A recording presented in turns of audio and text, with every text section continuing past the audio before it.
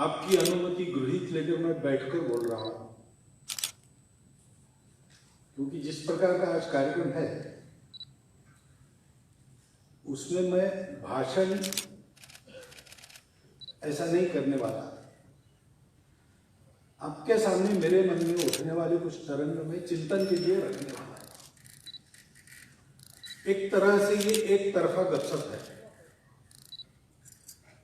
और इसलिए मैं बैठकर बोल रहा हूं। आप सब प्रबुद्ध जन ऐसे हैं तो जिनके मन में प्रकर्ष से बोध का उदय हुआ है, ऐसे आप लोग। और दूसरा, जो जन समाज का प्रबोधन करने वाले हैं, ऐसे भी आप ही लोग हैं। और इसलिए आपके सामने कुछ विचार रखूंगा, अपने चिंतन के प्रक्रिया से आप उसको निकालेंगे, उचित लगा तो लोगों को बताएंगे, उनका प्रबोधन करेंगे। इस आशा से मैं आपके सामने बोल रहा हूं, क्योंकि समाज का प्रबोधन ये बहुत आवश्यक बात है। व्यवस्था बदलती है। अभी 370 हटा, उसके बाद मैं आ रहा हूं, ऐसा कहा गया, छप भी रहा है ऐसे ही। तो 370 हटा है, नहीं, व्यवस्था में परिवर्तन हुआ। जो उद्देश्य है, जो वस्तुस्थिति है, जो प्रकृति है, व्यवस्था उसके अनुकूल होनी चाहिए। वो नहीं है ऐसा लगता था तो बहुत लोगों ने संघर्ष किया। यानी यूं कहे तो श्यामा प्रसाद मुखर्जी प्रजा परिषद आंदोलन के समय से जिस एक बात को मन में लेकर यहाँ संघर्ष हुआ, बलिदान हुए, वो मन की आस अपनी पूरी हो गई। ये हमने देखा। ऐसी परिस्थिति में मैं यहाँ हूं और उसका आनंद भी आप लोगों के मन में है, ये पता चलता है। परंतु केवल व्यवस्था परिवर्तन से नहीं होता है,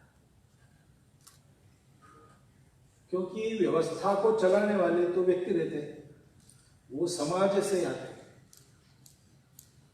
और जिस प्रकार का समाज है उस प्रकार के व्यक्ति सर्वत्र आते हैं।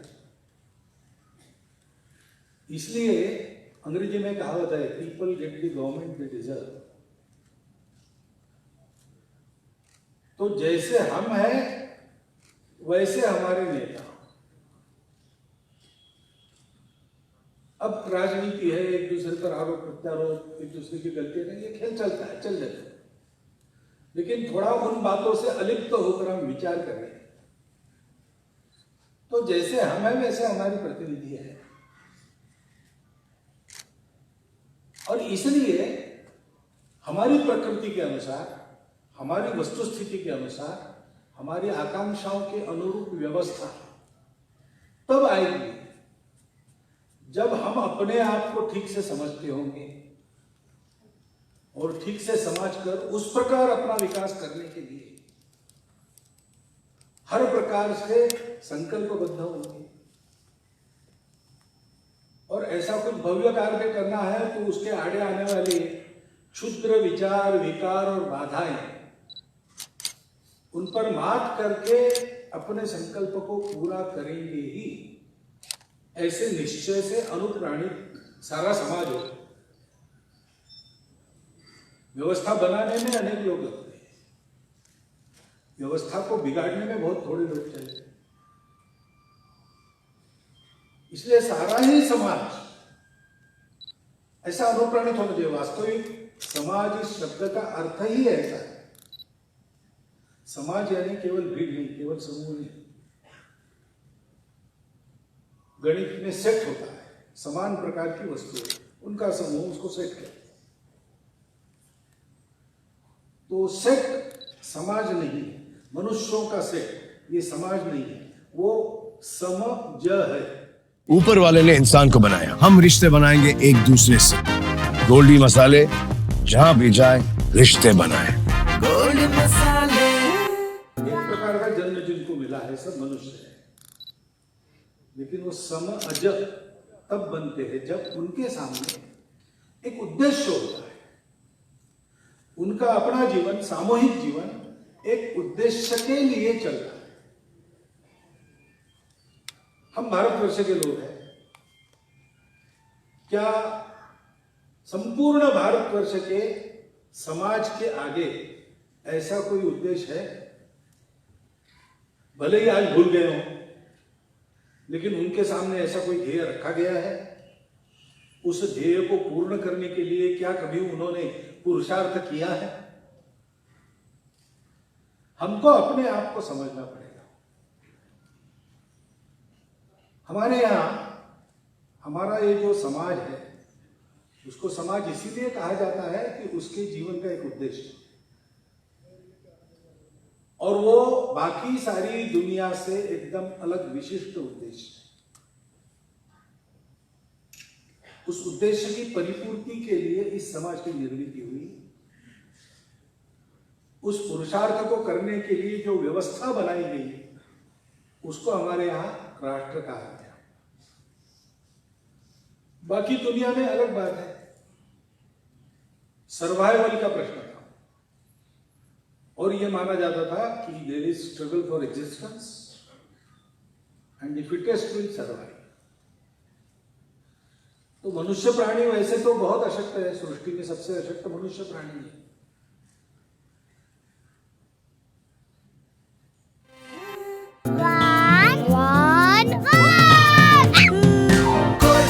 बोल में तो था, कहाँ गया इतना? तो मनुष्यों ने सोचा कि समूह में सुरक्षा है, इसलिए पहले कबीले बने, कबीलों के सम्मिलन हो गए, और जब जीवन में स्थिरता आई तो उसके ग्राम बने।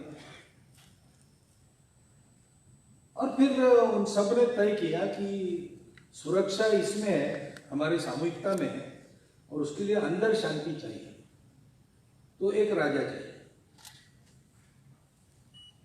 तो एक व्यक्ति प्रमुख, उसके अधीन सारे अधिकार, और वो सबको नियमित करे, सुख शांति बनाए रखे और सुरक्षा का प्रबंध करे। उसके नेतृत्व में सारा सुरक्षा का प्रबंध हो। ऐसा वो राजा बन गया। लेकिन मनुष्य की बुद्धि पतित होती है, तो राजा लोग अत्याचारी बन गए। तो अत्याचारी बन गए तो फिर ऐसे कुछ महापुरुष निकले, साक्षात्कार लोग निकले, जिन्होंने कहा कि विश्व का राजा कौन है? ये मनुष्य राजा थोड़ी है, इसलिए राजा तो भगवान है, और सब मानवीय राजाओं को उसके अनुशासन में चलना पड़ेगा, तभी उनको मारा जाएगा, नहीं तो नहीं मानेगा।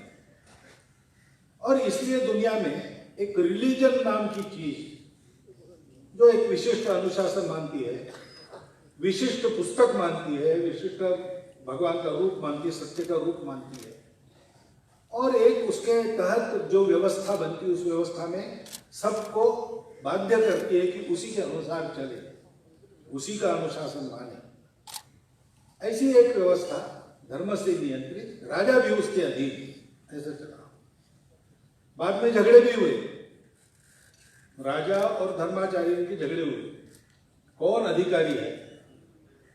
उन झगड़ों में एक समझौता भी हुआ, ये मैं पश्चिम की बात कर रहा हूं, कि मरने के बाद के जीवन का विचार धर्माचार्य करेंगे, और जब तक इस देह में जीवित है उसका विचार राजा करेगा। इसलिए शब्द आ गया दुनिया के इतिहास में, जो हमारे यहाँ था नहीं, आजकल है, लेकिन वैसे गैर लागू है।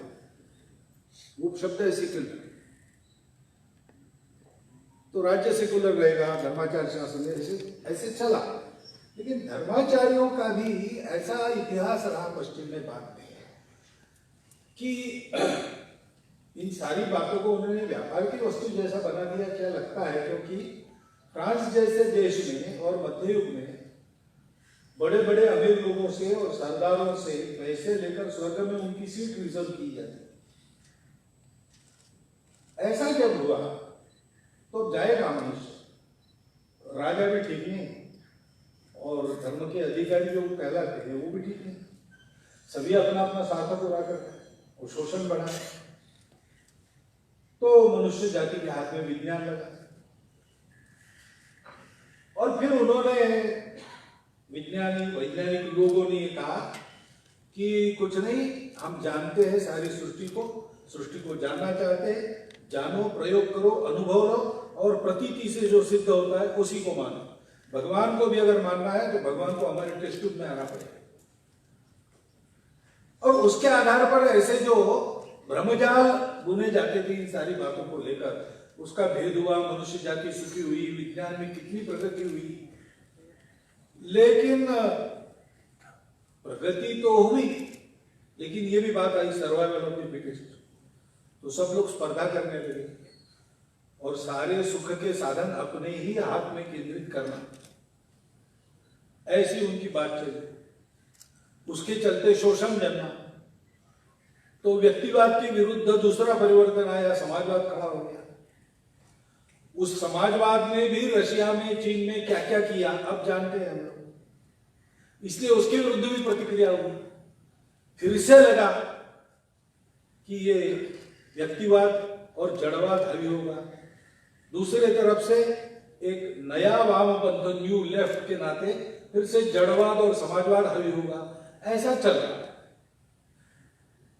इस सारे खटपट में, संघर्षों में 2000 वर्ष से ये प्रयोग हुए, लेकिन मनुष्य को सुख नहीं मिल रहा है, संतोष नहीं मिल रहा है, साधन सुख के बहुत बढ़ गए। विज्ञान जैसा एक अमोघ साधन अपने हाथ में आ गया, उसके कारण बहुत सारी बातें हम जानने लगे। मनुष्य के जानकारी का स्तर, ज्ञान का स्तर बहुत बढ़ा, परंतु आत्महत्याओं का प्रमाण बढ़ा।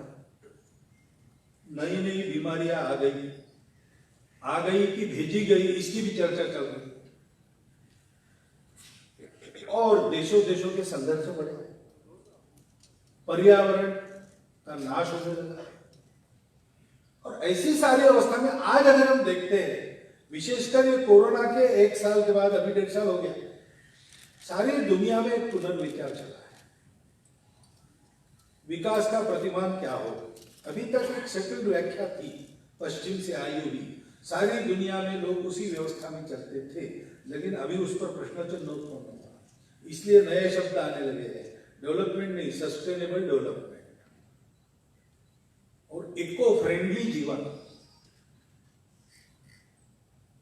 अब हमारे यहाँ तो बहुत पहले से है, दुनिया को आज उसका पता चल रहा है और रास्ता नहीं मिल रहा, अभी भी रास्ता नहीं मिल रहा। और इसलिए ये विचार चल रहा है दुनिया में कि कोई तीसरा रास्ता होना चाहिए और वो रास्ता भारत के ही पास होना चाहिए। इसलिए भारत की ओर आंखें लगी है,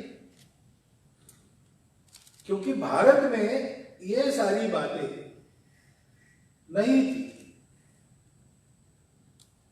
हमने 6000 साल कम से कम खेती की है अपनी जमीन में, भारत में। हमारी जमीनें आज भी देती है। अफ्रीका के जमीन जैसी कुंवारी जमीन में पाश्चात्यों के कारण 600 साल की खेती हो गई, वो जमीन ऊसर बन गई, अब उसको बार बार विश्राम देना पड़ रहा है।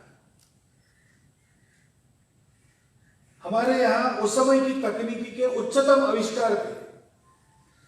ढाके की मलमल जैसी मलमल आज भी कंप्यूटराइज्ड मशीन पर बनना कठिन बात है, लेकिन हमने बनाई। उत्कृष्ट क्वालिटी का फौलाद, अभी स्तंभ है, दिल्ली में स्तंभ है, जंग नहीं खाता। सांची में है, जंग नहीं खाता। नागपुर की हमारी टेक्निकल इंस्टीट्यूट है, उन्होंने रिसर्च किया, झारखंड के जंगलों से लोगों को ले आए, उनका 32 लोगों को उठाकर कहीं पर भी ले जा सकते हैं, ऐसा 32 लोगों के द्वारा उठाकर ले जा सकते हैं, ऐसा फर्नेस, उसमें उन्होंने फौलाद बनाया। उसके कुछ 27 पैरामीटर्स उन्होंने तय किए।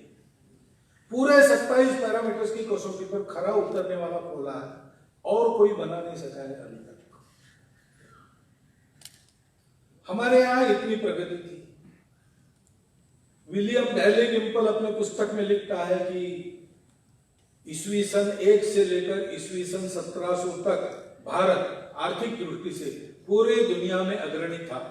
दुनिया के उत्पादन में सबसे अधिक योगदान उसका था, दुनिया के व्यापार में सबसे अधिक हिस्सा उसका था। हम आर्थिक दृष्टि से अग्रणी रहे। सारी बातों में अच्छे होने के बाद भी हमारा पर्यावरण खराब नहीं हुआ। हमारे यहां आपसी कटु संघर्ष ऐसे नहीं है।